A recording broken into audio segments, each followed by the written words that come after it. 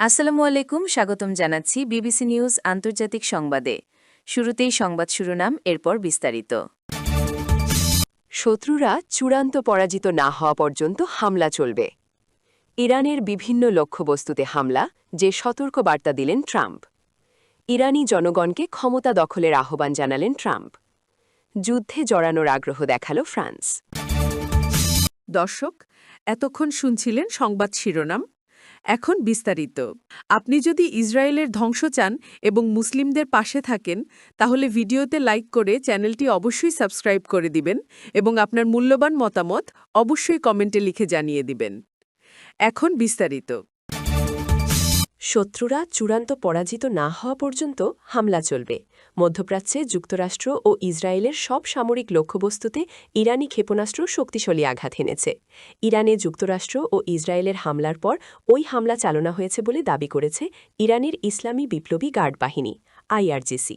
এক বিবৃতিতে আইআরজিসি বলেছে, মধ্যপ্রাচ্যে ইসরায়েল ও যুক্তরাষ্ট্রের সব সামরিক লক্ষ্যবস্তুতে ইরানের শক্তিশালী ক্ষেপণাস্ত্র আঘাত হেনেছে। শত্রু চূড়ান্তভাবে পরাজিত না হওয়া পর্যন্ত এই অভিযান নিরবিচ্ছিন্নভাবে চলবে।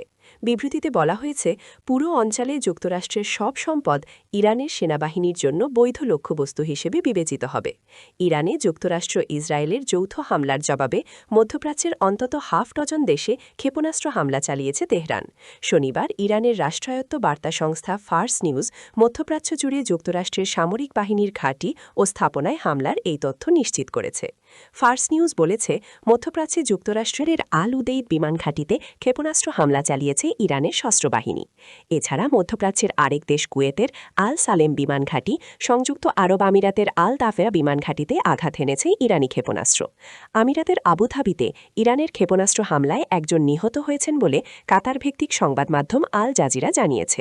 পাশাপাশি বাহরাইনে মার্কিন সামরিক বাহিনীর ৫ম নৌবহরের সদর দপ্তরে ও জর্ডানে ক্ষেপণাস্ত্র হামলা চালিয়েছে ইরান। একই সঙ্গে সৌদি আরবের রাজধানী জিনানিও পিথার বিস্ফোরণ মিলেছে। ফরাসি বার্তা সংস্থা এএফপি রিয়াদে বিস্ফোরণের তথ্য নিশ্চিত করেছে। এক বিবৃতিতে মন্ত্রণালয় বলেছে, ইরানের বিরুদ্ধে যুক্তরাষ্ট্র ও ইহুদিবাদী শাসক গোষ্ঠীর পুনরায় সামরিক আগ্রাসন আন্তর্জাতিক আইন এবং জাতিসংঘ সনদের নীতিমালার সুস্পষ্ট লঙ্ঘন।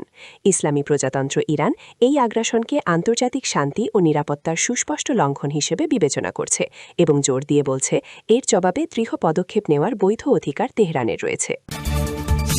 ইরানের বিভিন্ন লক্ষ্যবস্তুতে হামলা, যে সতর্কবার্তা দিলেন ট্রাম্প। মার্কিন প্রেসিডেন্ট ডোনাল্ড ট্রাম্প বলেছেন, ইরানের ওপর মার্কিন ইসরায়েলি যৌথ হামলার লক্ষ্য ইরানি শাসনের হুমকি দূর করা। রবিবার ১ম মার্চ যুক্তরাষ্ট্র ও ইসরায়েলের ইরানে যৌথ হামলার পর তিনি একথা বলেছেন। খবর আল জাজিরার। ডোনাল্ড ট্রাম্প বলেন, কিছুদিন আগে থেকে মার্কিন সেনাবাহিনী ইরানে বড় ধরনের যুদ্ধ অভিযান চালানোর প্রস্তুতি নিয়েছে। আমাদের লক্ষ্য হল ইরানি শাসনের হুমকি দূর করে যুক্তরাষ্ট্রের জনগণকে রক্ষা করা।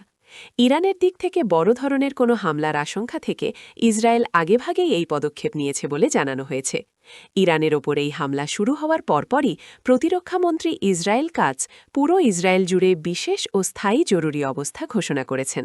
উদ্ভূত পরিস্থিতিতে দেশের নিরাপত্তা নিশ্চিত করতে এবং সম্ভাব্য পাল্টা আক্রমণ মোকাবিলায় সর্বোচ্চ সতর্ক অবস্থানে রয়েছে ইসরায়েলি প্রতিরক্ষা বাহিনী।